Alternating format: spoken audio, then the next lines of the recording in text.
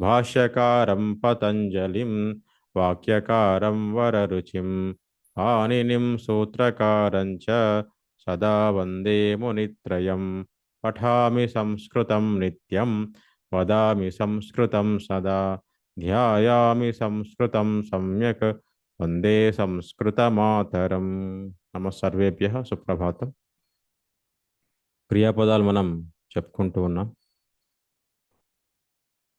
So ఈ పట్టిక కూడా ఇవ్వడం జరిగింది. దయచేసి ఈ క్రియాపదాలని అభ్యాసం చేసే ప్రయత్నం చేయండి. ఖాదతి, క్రీడతి, తరతి, ధావతి, చలతి, పతతి, ధరతి, స్మరతి, హసతి, నిందతి, అటతి, కథయతి, 13వది కథయతి, 14 ఉత్పతతి, 15 అనుభవతి. ఇవన్నీ కూడా కర్తయతి, చాలయతి, పాఠయతి, ఉద్ఘాటయతి, స్మారయతి, స్థాపయతి. డైలీ ఒక్కటైనా సరిపోతుంది చూడండి. ఒక నెల రోజులలో 2 నెలలలో అయిపోతాయి. డైలీ ఒక్కటి నేర్చుకున్నాం. ధారయతి అనుకోండి, ధరింపజేయడం. ధారయతి, ధారయిష్యతి, ధారయతు, ధారితవాన్. తాడయతి, తాడయిష్యతి, తాడయతు, తాడితవాన్. ప్రక్షాళయతి, ప్రక్షాళయిష్యతి. అహం పాత్రం ప్రక్షాళయామి, సహ పాత్రం ప్రక్షాళయతి. ఈ విధంగా సూచయతి, మార్గం సూచయతి. ఆ విధంగా పూరయతి, జలం పూరయతి. ఏదో ఒకటి మనం ప్రయత్నం చేస్తూ ఉండాలి. దూషయతి, చింతయతి, పరివేషయతి, ప్రేషయతి, ద్వేషయతి. ఆ విధంగా నృత్యతి, గచ్చతి, అవగచ్చతి. అవగచ్చతి అంటే అర్థం చేసుకోవడం, అది కూడా వాడచ్చు. రెగ్యులర్గా వాడేవి కూడా మీరు చూడండి. ఏవేవి మనం నిత్యం వాడేటటువంటి క్రియాపదాలు ఉన్నాయి. అట్లా నయతి, ఆనయతి, ఆనయతు.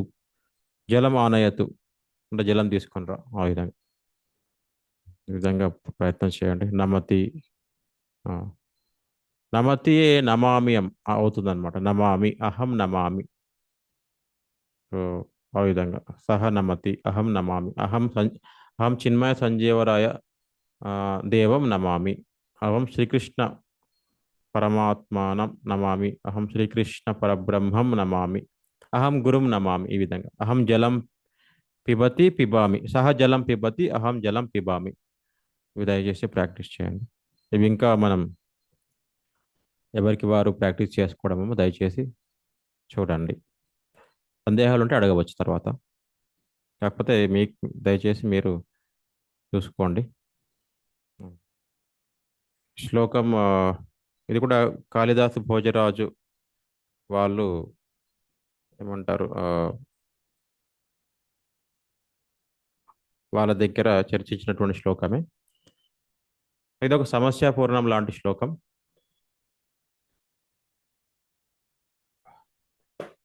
విషయం ఏంటంటే భోజరాజు దగ్గర ఆస్థాన కవుల్లో కాళిదాస్ మహాకవి ఉండేవాడు.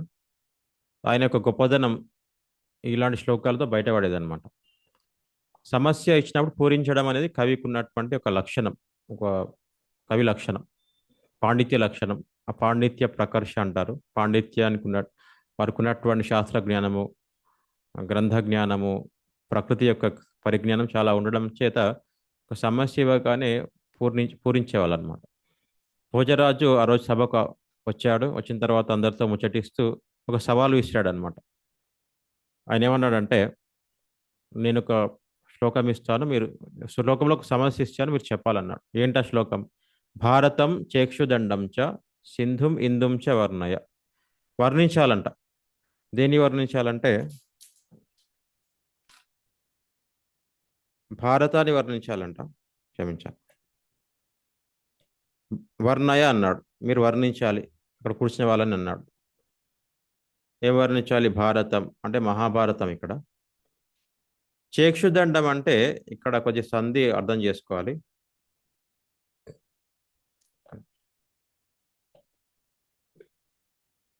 చ ప్లస్ ఇక్షుదండం. ఇక్షుదండం అంటే ఎవరైనా గెస్ట్ చేస్తారా? ఏమై ఉంటుంది? కొద్దిగా ఆలోచించండి. ఇక్షుదండం అంటే ఏమైంటుంది? మనం తినేదే, తినేదే అనమాట అది. ఎవరైనా ఇక్షు ఏదైనా గారె స్వామీజీ. చెరుకు, చెరుకు చెరుకు. గడ ఏమో స్వామీజీ. చెరుకు కూడా కరెక్ట్. ఇక్షు అంటే చెరుకు. ఓకే. సో మొదటిదేమో భారతం అంటే మహాభారతం ఒకటి. రెండవది చెరుకు, చెరుకు గడ, దండ. మూడవది సముద్రం. సింధు అంటే సముద్రం అన్నమాట. సింధు అంటే సముద్రం. సింధు నది అట్లా అంటాం కదా. ఇందు అంటే చంద్రుడు. ఈ 4. వీటన్నిటిని వర్ణించాలంట. భారతాన్ని వర్ణించాలి, మహాభారతాన్ని అది చెరుకు గడని వర్ణించాలి, మహాభారతాన్ని వర్ణించాలి, చెరుకు గడ, సముద్రము, చంద్రుడు, ఈ 4 వర్ణించాలి. రాజు ఏమన్నాడంటే పాదమేకం ప్రదాస్యామి, నేను ఒక పాదం మాత్రమే ఇస్తాను. శ్లోకంలో 4 పాదాలు అంటారు కదా. సో 4 పాదాలు ఉన్నాయి ఈ శ్లోకంలో. ఆయన అన్నాడు ఒకటే పాదంలో మీరు వీటి 4 వర్ణించాలన్నాడు అన్నమాట. అంటే శ్లోకం మొత్తం కూడా ఛాన్స్ లేదు. శ్లోకంలో 4 పాదాలు ఉంటే కనుక ఒక పాదం వాడి ఒక పాదంలో 8 అక్షరాలు మాత్రమే ఉంటాయి. ఆ 8 అక్షరాల్లో మీరు ఈ 4 వర్ణించాలన్నాడు. సో ఇంత కఠినమైనటువంటి సవాల్ని ఆ, అందరూ తీసుకొని చేయలేకపోయారు అనమాట. తీసుకోలేకపోయారు సవాల్. కానీ కాళిదాస్ మహాకవి కాస్త ఆలోచించి ఈ వాక్యం చెప్పాడు అన్నమాట. ఈ వాక్యం చెప్పాడు. ఏం చెప్పాడంటే ప్రతి పర్వ రసోదయ అన్నాడు అనమాట. ఈ 4 వర్తిస్తుంది ఆయన ఉద్దేశం ప్రకారం. ప్రతి పర్వ రసోదయ. ఇదేంటంటే ఈ ఫస్ట్ ఈ యొక్క వాక్యం అర్థం చేసుకుంటే 4 ఎలా వర్ణించాడో తెలుస్తుంది అనమాట. ఉదయ అంటే పెరగడం అనమాట. ఉదయం అంటే ఉదయం మనకు తెలుసు, ప్రాతకాలంలో జరిగేటటువంటి సూర్యోదయాన్ని ఉదయం అంటాం కదా. ఉదయం అంటే ప్రాతకాలమే కాకుండా ఉదయం అంటే పెరుగుట కూడా. జ్ఞానోదయం, జ్ఞానం ఉదయించడం అంటాం కదా. అట్లా పెరగడం, వృద్ధి చెందడం అనమాట. రసోదయ, రసం వృద్ధి చెందడం. రసోదయ అంటే రసం వృద్ధి చెందడం. ప్రతి పర్వ రసోదయ, ప్రతి పర్వానికి రసోదయం అవడం అనమాట. అది మీనింగ్. ఓవరాల్ మీనింగ్ ఏంటంటే ప్రతి పర్వానికి రసం ఉదయించడం, రసం వృద్ధి చెందడం అని అర్థం. ఓకే. ఇప్పుడు దీనికి అన్నిటికీ వర్తించాలి కదా. మరి 4 వర్తించాలి అది. మహాభారతాన్ని తీసుకుంటే కనుక మహాభారతంలో 18 పర్వాలు ఉన్నాయి. ప్రతి పర్వాన్ని చదువుతూ ఉంటే ఆ రసం ఏదైతే ఉందో, రసం అంటే ఆస్వాదించడం, నవరసాలు ఉంటాయి కదా, అవి వృద్ధి చెందుతూ ఉంటాయంట, పెరుగుతూ వెళ్తూ ఉంటాయంట ప్రతి పర్వానికి. ఆ విధంగా అర్థం చేసుకోవాలి. మహాభారతానికి సంబంధించి ప్రతి పర్వ రసోదయ అంటే ఆ, ప్రతి అంటే ప్రతి ఒక్కొక్క పర్వం ఒక్కొక్క రసం వృద్ధి చెందుతూ ఉంటుంది అట్లా. ఓకే. ఇక్షుదండం అంటే చెరుకు గడకి ఎట్లా వర్తిస్తుంది? అది కూడా అంతే కదా. దానికి కూడా పర్వం అంటే ఆ గడ మధ్యలో ఒక లైన్ ఉంటుంది కదా, విభజిస్తూ ఉంటుంది చెరుకు గడని. సో ప్రతి పర్వాన్ని తింటున్నప్పుడు రసోదయం అవుతుంది అనమాట. దానికి కూడా అది కూడా ప్రతి పర్వ రసోదయం. అక్కడ పర్వం అంటే ఒక భాగం అన్నమాట. అట్లా అర్థం చేసుకోవాలి. చెరుకు గడలో ఒక భాగం, ఒక్కొక్క భాగాన్ని తింటూ ఉంటే రసోదయం జరుగుతుంది నాలుకకి. అక్కడ రుచి అన్నమాట. రసం అంటే రుచి. ఇక్కడ రసం అంటే మహాభారతంలో ఏంటంటే నవరసాలు అనుకోవచ్చు, భావోద్వేగాలు అనుకోవచ్చు, ఆ ఒక కరుణ ఇవన్నీ కూడా ఉంటాయి కదా.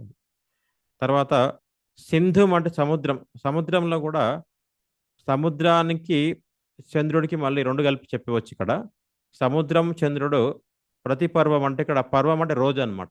ప్రతిరోజు మీరు పాడ్యమి నుంచి పౌర్ణమి వరకు తీసుకుంటే ప్రతిరోజు ఆ రసోదయం అంటే అలలు వృద్ధి చెందుతూ ఉంటాయి అన్నమాట. సముద్రంలో అలలు వృద్ధి చెందుతూ ఉంటాయి, చంద్రుడిలో కళలు వృద్ధి చెందుతూ ఉంటాయి.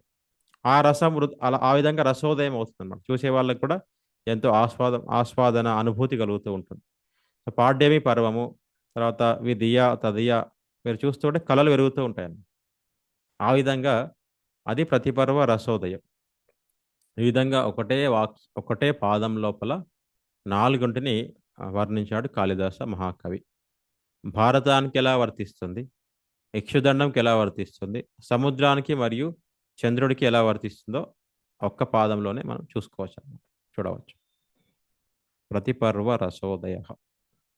భారతం భారతం చేక్షుదండం చ సింధుమిందుం చ వర్ణయ పాదమేకం ప్రదాస్యామి ప్రతిపర్వ రసోదయ. ఇది ప్రశ్న, సమస్య, ఇది ఉత్తరం అన్నమాట. అట్లా శ్లోకాలు అలా ఉండే పూర్వకాలంలో అంత పరిజ్ఞానంతో వాళ్ళు చెప్పేవాళ్ళు అనమాట. అంత ప్రకృతి మీద పట్టు, ప్రకృతిలో ఉన్నటువంటి పరిణామాలపై, విషయాలపై ఎంతో పట్టు ఉండేదన్నమాట కవులకి. ఆ పరిజ్ఞానంతో ఇంత చక్కగా వాళ్ళు చెప్పేవాళ్ళు. అవి కూడా శ్లోకాలుగా మారి మనకెంతో జ్ఞానాన్ని ఇప్పుడు ఇస్తున్నాయి అన్నమాట. శ్లోకం అర్థమైంది అనుకుంటున్నాను. ఎవరికి సందేహం ఉందా శ్లోకంలో ఏమైనా? అవధానం అంటారు స్వామి. అవధానం అంటే మరి ఒకటేసారి చాలా మంది అడగడం. ఇది సమస్యాపూర్ణంగా తీసుకోవచ్చు. ఒక శ్లోకము, ఒక సమస్య, దాని పూరణం. అవధానం అంటే గుర్తుపెట్టుకొని చెప్పడం కదా, అది వేరు. అది ప్రక్రియ, ఇలాంటిది అది ప్రక్రియ. బట్ ఇదేంటంటే చాలా మంది కూర్చొని అష్టావధానం అని వాళ్ళ ప్రశ్నలు అడుగుతుంటే అప్పటిదప్పుడు చెప్పడం. ఇదేంటంటే రాజుకు కవులకు మధ్యలో జరిగేటటువంటి సంభాషణలో ఉండేటటువంటి సమస్యాపూర్ణం అన్నమాట. అనుకోవచ్చు, అవధానం లాగా కూడా అనుకోవచ్చు. సో ఆ విధంగా శ్లోకం ఇది గుర్తుపెట్టుకోవచ్చు అనమాట. మంచి శ్లోకం. ఓకే, ముందరికి వెళ్దాం.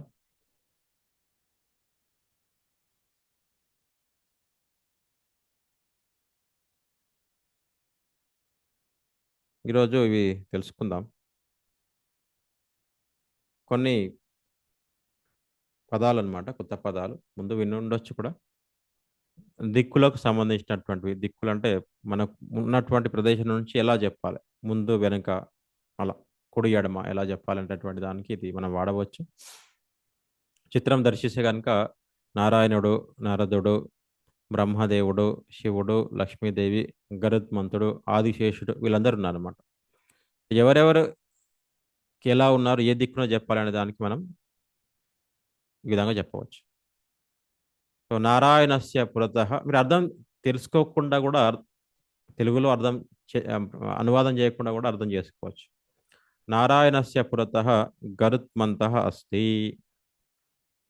నారాయణుడి యొక్క పురభాగంలో గరుత్మంతుడు ఉన్నాడు. లక్ష్మ్యాః పురతః నారాయణః అస్తి. లక్ష్మీదేవి యొక్క పురత భాగంలో నారాయణుడు ఉన్నాడు. అపురతః అంటే అప్పుడు ఏంటి, ముందు ఉన్నట్టుగా ఈజీగా అర్థం చేసుకో.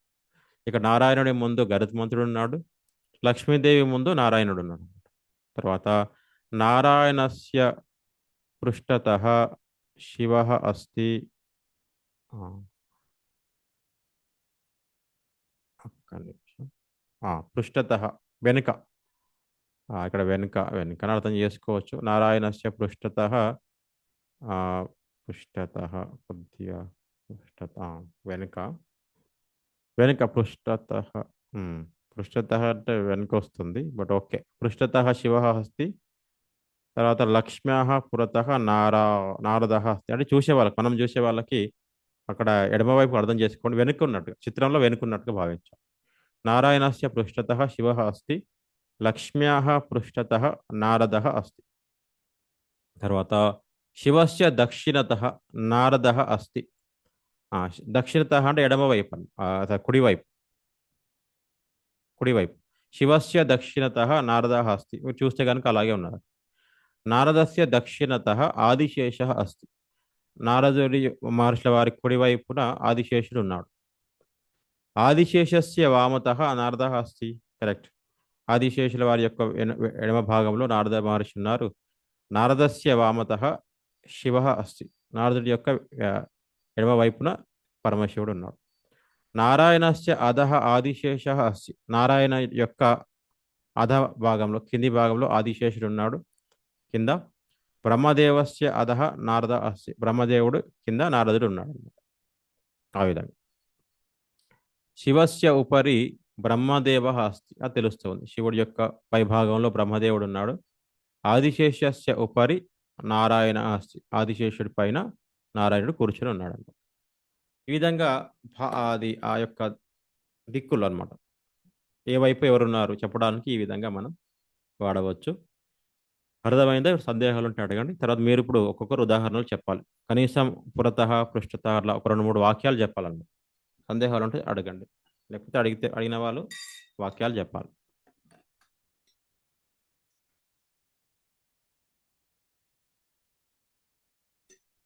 ఎవరి సందేహం లేదా? ఓకే, వినండి. ఇప్పుడు మీరు ఒక్కొక్కరిగా నేను పేరు అడిగినప్పుడు అన్మ్యూట్ చేసుకొని చెప్పాలి. నేను ఇంకొక ఉదాహరణ చెప్తాను. మమ పురతః కూపి అస్తి. మమ పురతః కూపి అస్తి. ఆ విధంగా మమ పృష్ఠతః జలమస్తి, జలాశయం అస్తి. అది ఫోటో ఉంది, అక్కడ ఫోటోలో ఉందన్నమాట. అది ఆ విధంగా. ఉపరి మమ ఉపరి వ్యజనకం అస్తి, మమ అధః పృథ్వీ అస్తి. ఏ విధంగా మీరు ఇంకే విధంగా చెప్పాలంటే ఆ విధంగా. ఓకే, చెప్పండి. లక్ష్మీ మహోదయ వదతు.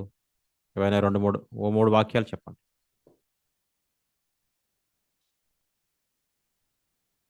मम पुरतः चरवाणी अस्ति। ఉత్తమం. मम दक्षिणतः पुस्तकः अस्ति। పుస్తకం నపుంసకలింగం, పుస్తకం. पुस्तकम् अस्ति। ఉమ్, ఉత్తమం. ఫ్రిడ్జ్కి ఏమంటారంటే శీత ఆ, శీతకం. శీత శీత శీతకం. ఏదో ఉంది దాని పేరు. శీతల యంత్రం అనండి, పర్వాలేదు ప్రస్తుతానికి. మమ వామతः శీతకం अस्ति। వామతః, ఉత్తమం. వామతః. కళావతి మహోదయ వదతు. हरि ओम स्वामीजी। హరి ఓం. मम पुरतः चरवाणी अस्ति। ఉమ్, मम वामतः ఉమ్, कूपी अस्ति। ఉమ్.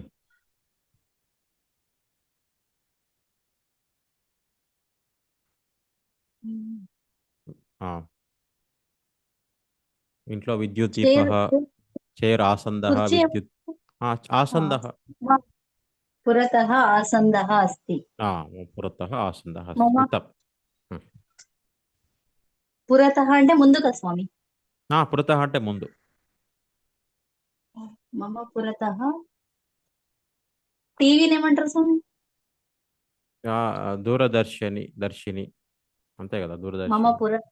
పురదర్శిని అస్తి। దూరదర్శిని. ఉత్తమం, ఉత్తమం. నిరుపమా మహోదయ వదతు.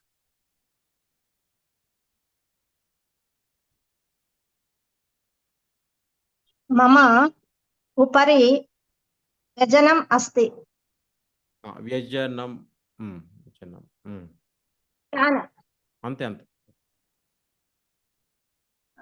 मम पुरतः पुस्तकम् अस्ति। పురతः मम పుస్తకం అస్తి. दक्षिणः टेलिविजन् अस्ति। దక్షిణతः దూరదర్శిని అస్తి. దూరదర్శిని అస్తి. दूरदर्शिनी अस्ति। मम वामनः लेखनी अस्ति। వామతः లేఖని అస్తి. ఓకే, ఉత్తమం. భాగ్య మహోదయ. ఆద్య అంటే కింద కదా స్వామి? అధః అధః. అధః అంటే పేటిక అస్తి। పేటిక అస్తి. అధః కుర్చీ. పేటిక. కుర్చీ ఏమంటారమ్మా సంస్కృతంలో? ఆసందః కదా. ఆసందः अस्ति। मम अधः आसन्दः अस्ति। ఓకే మహోదయ. అస్తు, భాగ్య మహోదయ. हरि ओम। मम पुरतः कूपी अस्ति। कूपी अस्ति। मम पृष्ठतः जलम् अस्ति। मम दक्षिणतः देवालयम् अस्ति। देवालयः अस्ति। मम वामतः పుస్తకం హస్తి। ఉత్తమం మహోదయ. చాలు మహోదయ, సరిపోతుంది. 4 ఎగ్జాంపుల్స్.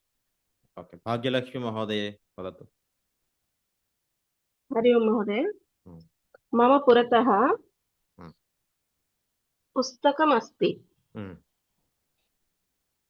మమ అధః పీఠం అస్తి। మమ పృష్ఠతः మంచः అస్తి। మమ దక్షిణతः కవాటः अस्ति। ఉత్తమం. మమ వామతः శీతకం अस्ति। ఉత్తమం. హరి ఓం ఉత్తమం మహోదయ. నాగరత్న మహోదయ ఏమని చెప్తారా మీరు? ప్రయత్నం చేస్తారా? हरि ओम महोदय। మహోదయ్. मम गृहे पृष्ठतः शिवालय अस्ति। మమ గృహే అంటే మీరేం ఒక విషయం అని అర్థం చేసుకోవాలి. దేనికి అంటే ముందుంది అనుకోండి, గృహస్య అవుతుంది అనమాట. ओके। గృహస్య పురత पृष्ठतः పృష్ఠత వెనకాల। గృహస్య పృష్ఠత కిమస్తి? मम गृहस्य पृष्ठतः शिवालय अस्ति। శివాలయ పుల్లింగం, శివాలయ उत्तमं, శివాలయ अस्ति। मम गृहस्य अधः मेडिकल शॉप अस्ति। मेडिकल शॉप अस्ति, ओके, उत्तमं। मम वामतः कूपी अस्ति। वामतः कूपी अस्ति, उत्तमं। నీళ్లు ఉన్నాయి అన్నట్లు స్వామిజీ। कूपी बाटिल నీళ్లు, ఓకే। जलम अस्ति, कूपी अस्ति, ఏదైనా చెప్పవచ్చు। उत्तमं। मम दक्षिणः ఫ్లవర్ వాజ్ अस्ति। ఫ్లవర్ వాజ్ ఏమంటాం గుర్తుందా? ఉపధాని ఏదో ఉంది దానికి, ఉపధాని ఏదో ఉంది। ఓకే, పర్యాప్తం మహోదయ్, సరిపోతుంది, మళ్ళీ చూద్దాం మనం। ఈ విధంగా దయచేసి మీరు ఇది భాష ఈ విధంగా మాట్లాడే ప్రయత్నం చేయడం, సంభాషణలో నిత్యం వాడేటటువంటి పదాలలో మనం ఉదాహరణకి కృష్ణ మందిరంలో, గీతా జ్ఞాన మందిరంలో ఉన్నప్పుడు మమ పురతః శ్రీకృష్ణ విగ్రహం అస్తి, ఆ విధంగా మమ పృష్ఠతః ద్వారం అస్తి, ఆ విధంగా చెప్పవచ్చు। స్వామి మెడికల్ షాప్ ఏమంటారు స్వామీజీ? వైద్య ఔషధాలయం మనం వచ్చాము, చూడాలి మరి। వైద్య అంటే మళ్ళీ డాక్టర్ అయిపోతుంది కదా, ఔషధం అంటే మెడిసిన్ కాబట్టి ఔషధాలయం అనొచ్చు, ఔషధాలయ।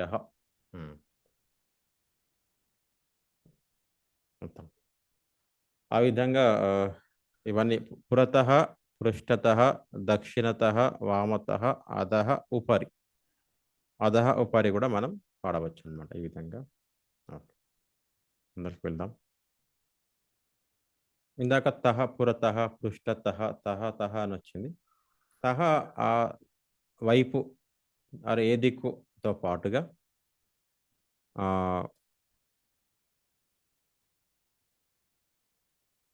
నుండి అని కూడా అర్థం వస్తుంది అనమాట।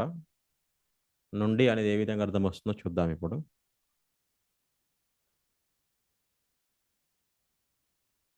మీరు చూస్తే కనుక మొదటి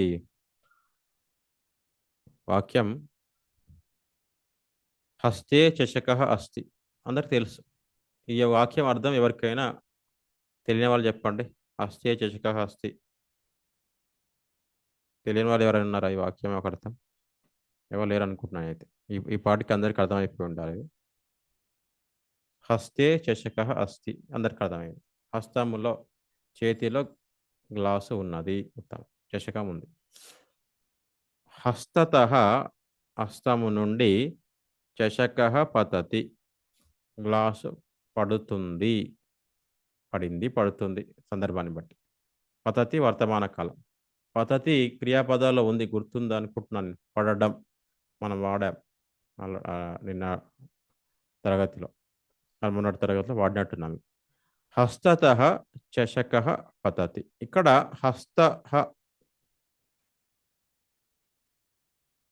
హస్తః చెయ్యి, అప్పుడు హస్తతః అంటే చేతి నుండి అని వస్తుంది అనమాట, ఇది గుర్తుపెట్టుకోండి దయచేసి, చేతి నుండి అవుతుంది అది। హస్తతః చేతి నుండి, చేతిలో ఉన్నటువంటి గ్లాస్ చేతి నుండి కింద పడింది, ఉత్తమం। చషకే చమసః అస్తి, చషకములో, గ్లాసులో, చమసః స్పూన్ ఉంది। చషకతః చమసః పతతి, చమసః పతతి చమసం పడుతుంది, ఎక్కడి నుండి? చషకతః గ్లాసు నుండి, తహ పెట్టినప్పుడు నుండి అయిందన్నమాట। ముఖే ఉపనేత్రం అస్తి, ముఖానికి కళ్ళజోడు ఉంది, అంటే కళ్ళజోడు ఉంది। ముఖతః ముఖం నుండి కళ్ళజోడు పడింది. పతతి అనేది ఇక్కడ సాధారణంగా వస్తున్నటువంటి క్రియాపదం. ఆ విధంగా కూప్యాం జలం అస్తి. కూపీలో అంటే బాటిల్లో నీళ్లున్నాయి. కూపీతః జలం పతతి. బాటిల్ నుండి నీళ్లు పడుతున్నాయి. ఈ విధంగా ఫలం వృక్షతః పతతి, అశ్రుః నయనతః పతతి, వర్షం ఆకాశతః పతతి. పతతి ఈ విధంగా ఇది మనం ఫలం వృక్షతః పతతి, ఫలం వృక్షం నుండి పడుతుంది. అశ్రుః అంటే అశ్రు అంటే కన్నీళ్ళు. అశ్రుః నయనతః కంటి నుండి పడుతుంది. వర్షం ఆకాశతః పతతి, ఆకాశం నుండి పడుతుంది. ఇది సాధారణ వాక్యం. దీనికి మళ్ళీ కుతః అని పెట్టినప్పుడు కుతః అయినప్పుడు ఎక్కడి నుండి అని ప్రశ్న వస్తుంది అనమాట. కుతః. లక్ష్మీ మహోదయ వదతు ఫలం కుతః పతతి. ఫలం వృక్షతః పతతి. తమాం. కళావతి మహోదయ వర్షం కుతః పతతి.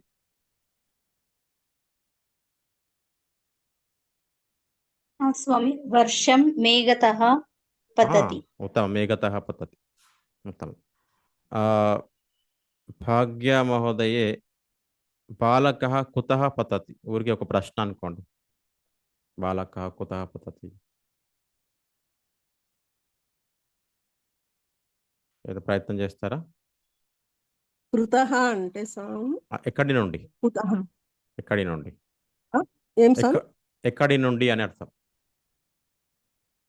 బాలకాః ఉమ్. పాఠశాల పతతి అంటే పడుతున్నాడు. వృక్షతః పతతి, చెట్టెక్కి కింద పడినట్టుగా. వృక్షతః పతతి. వృక్షः పతతి. బాలకः వృక్షः పతతి. వృక్షతః అనాలి. వృక్షతః. వృక్షతః. ఉత్తమం. నిరుపమా మహోదయే భవతి కుతః ఆగచ్చతి. ప్రశ్న అర్థమైందా? ఎక్కడి నుంచి తిరిగి వచ్చారు? వచ్చారు. వస్తున్నారు. వస్తున్నారు. ఉత్తమం. అహం అన్యత్ర ఆగచ్చామి. అన్యత్ర అంటే వేరే చోట అని అర్థము. అక్కడి నుండి అని చెప్పాలి కదా మీరు. అప్పుడు అన్యతః అన్యతః అన్యతః ఆగచ్చామి. ఆగచ్చామి. ఇంకేదైనా చెప్పవచ్చు. భవతి కుతః ఆగచ్చతి. మీరు ఎక్కడి నుంచి వస్తున్నారు? అహం అన్యతః ఆగచ్చామి. దేవాలయం ఆగచ్చామి. దేవాలయతః ఆగచ్చామి. అదే ఆశ్రమం నుండి అయితే ఏమవుతుంది? ఆశ్రమః అయితే అహం ఆశ్రమతః ఆగచ్చామి. ఆశ్రమతః ఆగచ్చామి. మొత్తం. ఓకే మహోదయ. భాగ్యలక్ష్మి మహోదయ వాయు కుతః ఆగచ్చతి. ఇంట్లో నీ గాలి వస్తుంది. ఎక్కడి నుంచి వస్తుంది?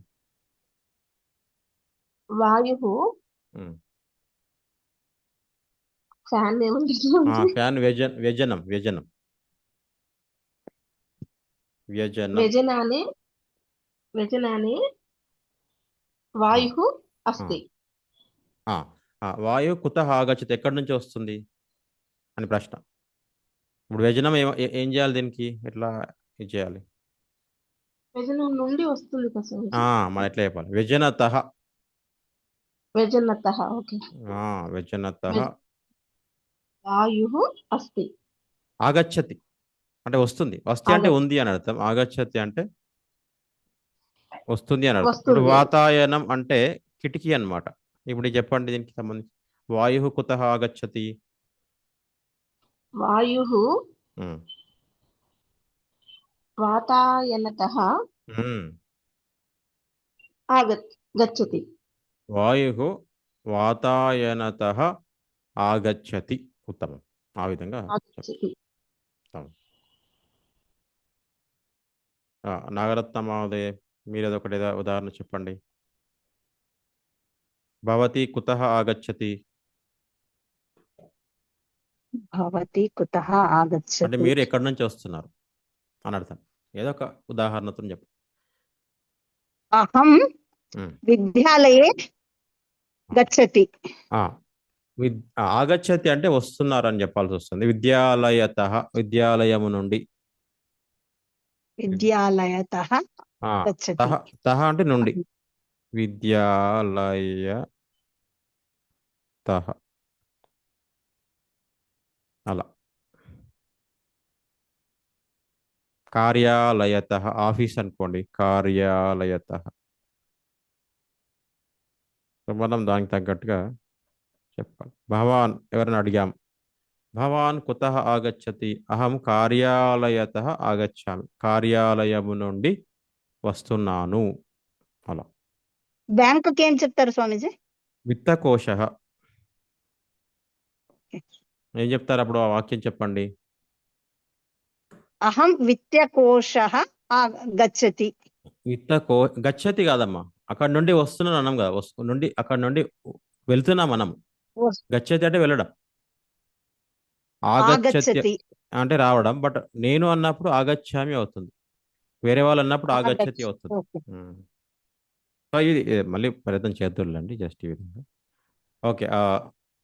ఈ ఉదాహరణల పరిజ్ఞానంతో మనం ముందరికి వెళ్దాం. ఒక చిన్న ఇమేజ్ ఉంది, చూడండి ఒకసారి. ఇమేజ్లో కనుక చూస్తే ఈ తహ తత్ర అవన్నీ మనం ముందు నేర్చుకున్నటువంటివి. అత్ర తత్ర తహ, ఇతః తతః. పురుషః దేవాలయం గచ్చతి. మొదటి వాక్యం అనుకోండి. పురుషః ఉంది, ఇక్కడ పదాలు ముందు నేను పలుకుతాను, వినండి. పురుషః ఉంది, గృహం ఉంది, ఇతః తర్వాత తత్ర ఉంది, దేవాలయ ఉంది, తతః ఉంది, మళ్ళీ తత్ర, తతః అల్పాహారశాల ఉంది, తర్వాత తత్ర ఉంది, తతః తర్వాత అత్ర. ఇవన్నీ ఉన్నాయన్నమాట. ఇప్పుడు ఒక వాక్యం నేను చేస్తాను చూడండి. పురుషః, ఎన్ని వాక్యాలను చేయవచ్చు, ఏ విధంగా చేయవచ్చు అన్నమాట. పురుషః గృహతః దేవాలయం గచ్చతి. పురుషః గృహతః దేవాలయం గచ్చతి. ఇంకొకటి చెప్పొచ్చు, పురుషః ఇతః దేవాలయం గచ్చతి. దీని అర్థం ఏంటి, ఎవరని చెప్తారా? పురుషః ఇతః దేవాలయం గచ్చతి.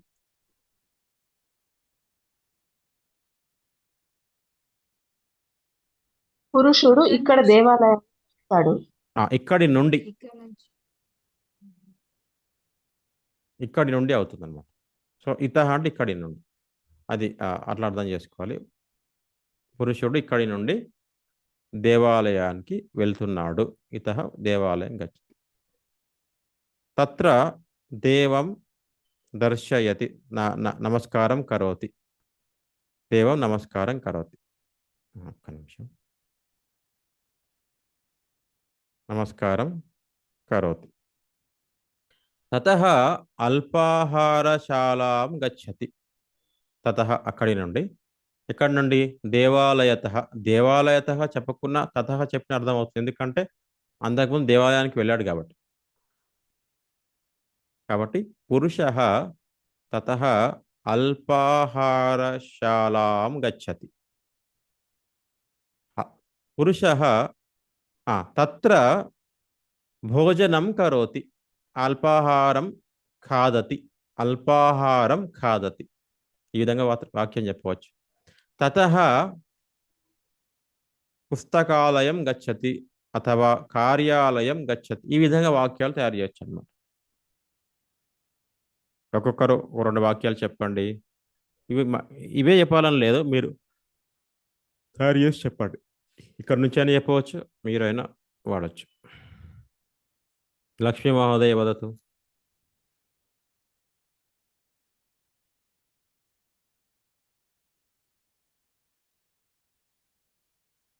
అహం గృహతః దేవాలయ గచ్చతి. దేవాలయం గచ్చతి, దేవాలయం గచ్చతి. గృహతః దేవాలయం. అహం గచ్చతి, అహం గచ్చామి. అహం వయం గచ్చ, అహం అన్నారు కదా. గచ్ఛామః వయం వయమా ఓకే గృహ గృహతః దేవాలయం గచ్ఛామః ఉత్తమం గచ్ఛామః వయం గచ్ఛామః ఉత్తమం ఇంకా తత్ర ఉమ్. నుంచి అంటే తత్ర తతః అక్కడి నుంచి తతః తత్ అక్కడి నుండి అంటే తతః తతః ఉమ్. తతః వయం అపర్ణ షాప్ కి అపర్ణత కదా ఉమ్. అపర్ణి ఆపన్ అపర్ణి ఆపన్ని ఆపన్నకం आपणः आपणः ఆపన్నః ఉత్తమం ఆపన్నః ఆపర్ణః గచ్ఛామః ఆపనం తతః ఆపనం ఆపరణం ఆపనం ఆపనః ఏమవుతుంది ఆపనం అవుతుంది కదా అట్లా ఆపణం గచ్ఛామః తతః ఉమ్. పునః గృహే ఆగచ్ఛామః తతః పునః గృహం ఆగచ్చామः గృహే అక్కర్లేదు అక్కడ గృహం సరిపోతుంది ఇంటికి కదా గృహం ఆగచ్చామः उत्तम उत्तम महोदय कलावती महोदय महोदय अहम् इतः विपणीं गच्छामि तत्र अनेकतरः शाकं తీసుకున్నాను అనడం ఆనయామి ఆనయామి ఆనయామి ఓకే తీసుకొస్తున్నాను తత్ర అనేక శాకం ఆనయామి శాకం శాకాని ఆనయం శాకాని ఆనయామి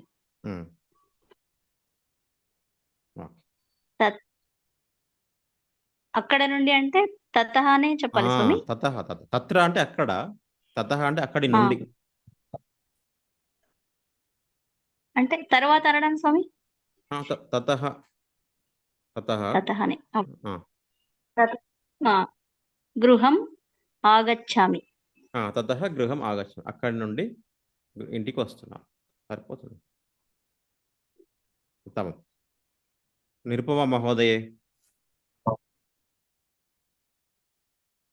इतः वयं ग्रन्थालयं गच्छामः तत्र देवालयं गच्छामः తత్ర తతః అమ్మ అక్కడి నుండి తతః देवालयं गच्छामः ततः अल्पाहारशालाः उपहारं खादामः కొద్దిగా అమ్మ బాగా చెప్పారు ఇక్కడ చిన్న కరెక్షన్ తతః అల్పాహారశాలాం గచ్చామః తత్ర అనాలి అక్కడ అల్పాహారశాలాయాం అల్పాహారశాలలో కదా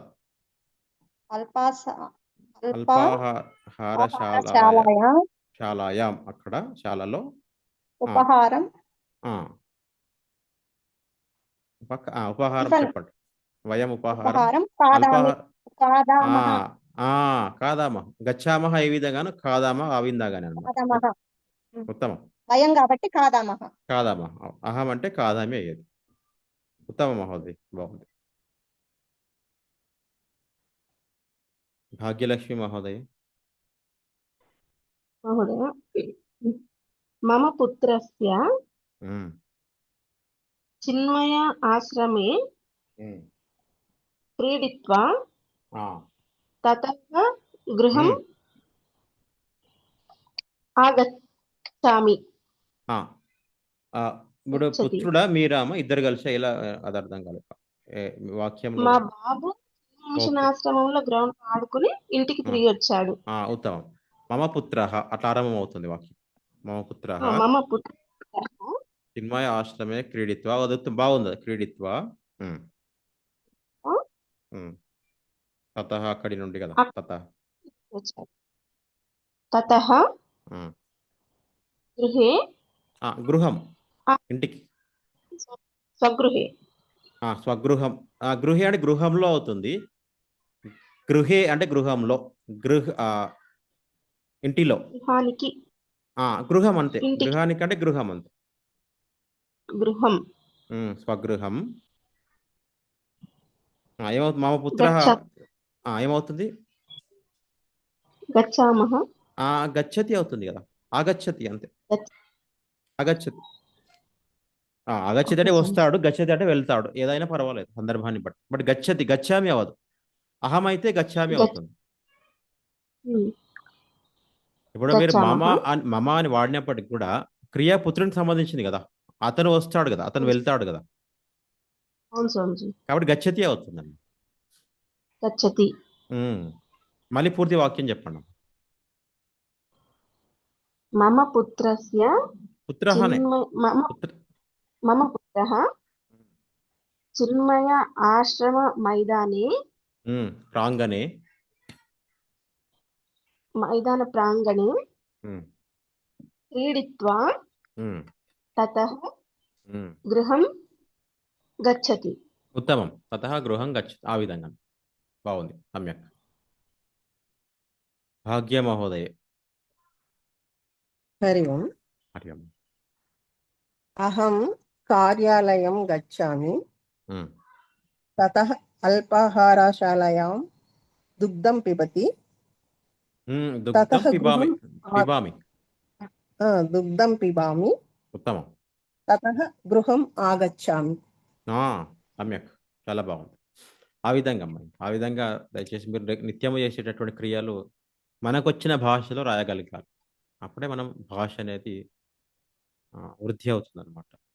సంతోషం. ఈ విధంగా ఈరోజు పాఠాలలో పృష్ఠతః పురతః అవి నేర్చుకున్నాం. తర్వాత తః కుతః, భవాన్ కుతః ఆగచ్చతి, ఇలా. తర్వాత ఇతః తతః అవి ఎలా వాడాలో కూడా తెలుసుకోవడం జరిగింది. దయచేసి అభ్యాసం చేయండి. మళ్ళీ ఈరోజు సరిపోతుందమ్మా.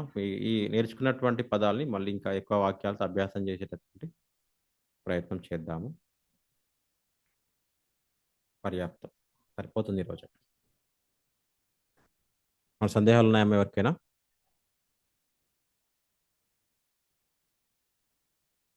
ఓకే, శాంతి పాఠంతో విరమిద్దాము. వచ్చే వారం ఇంకా మిగతా విషయాలు తెలుసుకుందాం. ఓం పూర్ణమదః పూర్ణమిదం పూర్ణాత్ పూర్ణముదచ్యతే పూర్ణస్య పూర్ణమాదాయ పూర్ణమేవావశిష్యతే. ఓం శాంతి శాంతి శాంతి. హరి ఓం శ్రీ గురుభ్యో నమః. హరి ఓం స్వస్తి. హరి ఓం.